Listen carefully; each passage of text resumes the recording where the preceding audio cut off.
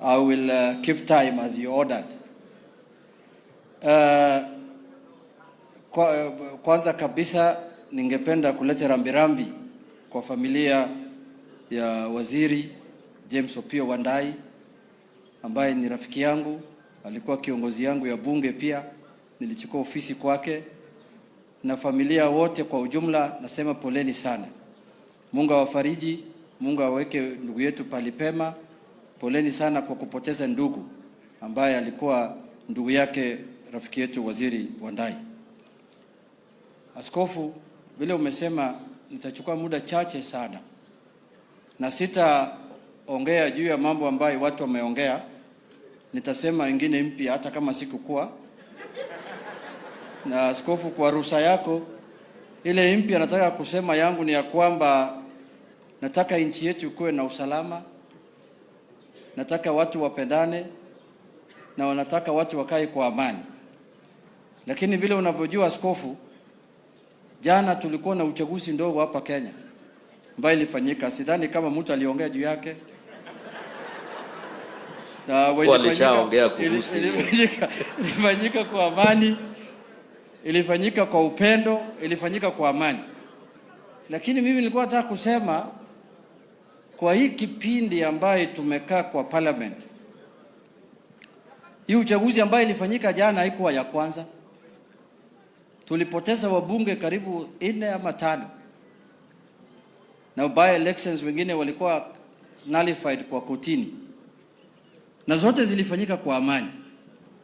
Na zote watu walishinda. Na kila mtu alitangazwa mshindi hapa Kenya. Hapa Homa Bay karibu na Migori tulikuwa na Kasipul. Tulifanya uchaguzi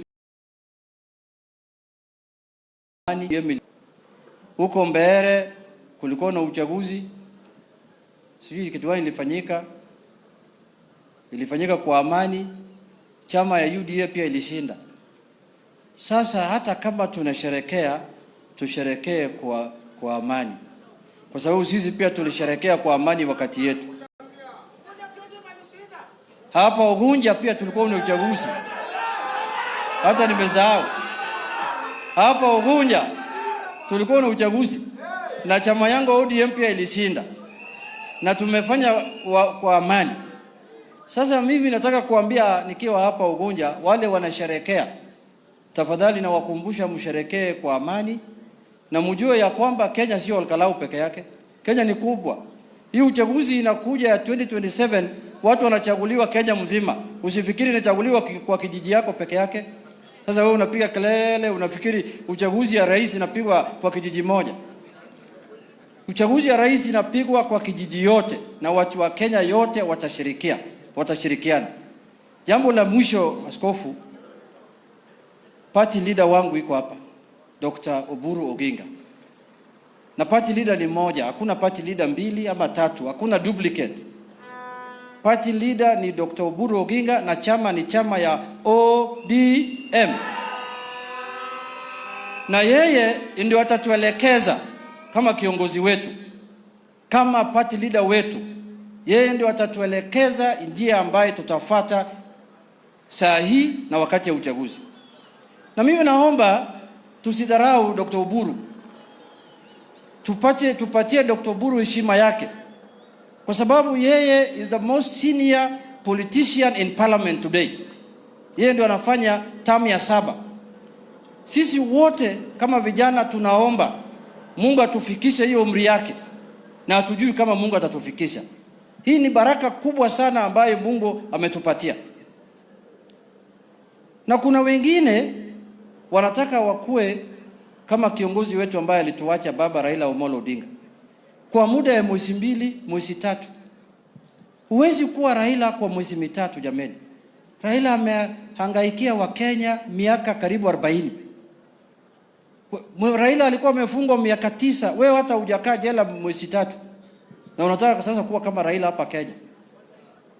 Tafadhali waende polepole, tuongozwe na ndugu yake ambaye ako na experience ya kutosha kwa chama chetu cha ODM. Tuone mwelekeo itakuwa namna gani. Sisi tumeshaamua haturudi tena pale tulikuwa, tutakuwa pale baba ametuacha.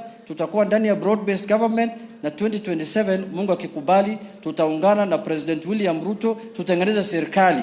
Wale wanaenda upinzani hata tayari wameonekana, waendelee kukua upinzani. Sisi penyewe tunataka handing over ceremony ya upinzani, tusaidie hao wachukue hii kitu waende naye wajaribu pale pengine. Ya mwisho, askofu, sisi ni watu yako, na sisi tunataka utuombee sana ili Mungu atuelekeze. Wanasiasa shida yao wanakumbuka Mungu tu wakati ya uchaguzi, akipita anasahau.